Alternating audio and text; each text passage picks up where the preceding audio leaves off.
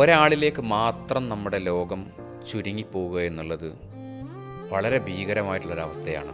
ഒരു റിലേഷൻഷിപ്പിലേക്ക് കടക്കുന്നതോടുകൂടി, വിവാഹത്തോടു കൂടിയായിരിക്കാം, നമ്മളുടെ ലോകം, നമ്മളുടെ എല്ലാം അയാളായിട്ട് മാറുന്നു.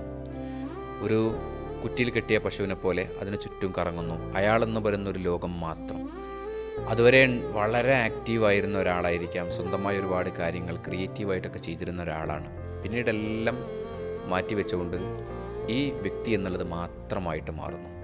ഇതിലൂടെ സ്വന്തമായിട്ട് എല്ലാ കാര്യങ്ങളും മാറ്റിവെക്കുന്നു, അയാളിൽ ഡിപ്പെൻഡഡ് ആകുന്നു.